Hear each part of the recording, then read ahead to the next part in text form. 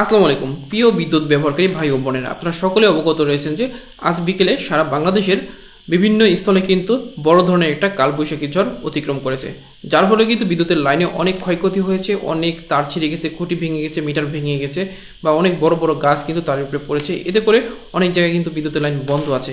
কিছু কিছু জায়গায় বা অধিকাংশ জায়গায় কিন্তু বিদ্যুতের লাইন বিদ্যুৎ কর্মীরা ইতিমধ্যে মেরামত করে চালু করতে সক্ষম হয়েছে। আর যে সকল এলাকায় এখনও লাইন বন্ধ রয়েছে সেখানে কিন্তু অনেক সময় কিন্তু তার ছিঁড়ে গেছে, খুঁটি ভেঙে গেছে বা এরকম অনেক সমস্যা রয়েছে।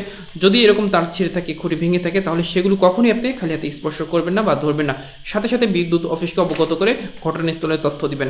এখন আপনারা অনেকেই বলবেন যে তাহলে বিদ্যুৎ অফিসের নাম্বার কোথায় পাবো? এই যে আপনাদের যে বিদ্যুৎ বিলের কাগজ রয়েছে, এই বিদ্যুৎ বিলের কাগজের এই যে পিছনের সাইডে কিন্তু এখানে আপনাদের নাম্বার লেখা আছে। আপনারা দেখবেন পিছনের সাইডে এক পাশে কিন্তু বিদ্যুৎ বিলের রেট দেওয়া আছে, আর আরেক পাশে কিন্তু এখানে যে বিদ্যুৎ অফিসের নাম্বারগুলো লেখা আছে। তো আপনার নিকটস্থ যে বিদ্যুৎ অফিস, সেই অফিস বা উপজেলা অফিসের নাম্বার নিয়ে আপনি ফোন দিয়ে সঠিক তথ্য দিয়ে বিদ্যুৎ অফিসে সহযোগিতা করবেন। এতে করে বিদ্যুৎ কর্মীরা খুব দ্রুত ঘটনাস্থলে পৌঁছে সেই ক্ষতিগ্রস্ত বিদ্যুতের লাইন মেরামত করবে বা নিরাপদ করে বিদ্যুতের লাইন দ্রুত চালু করার ব্যবস্থা গ্রহণ করতে পারবে।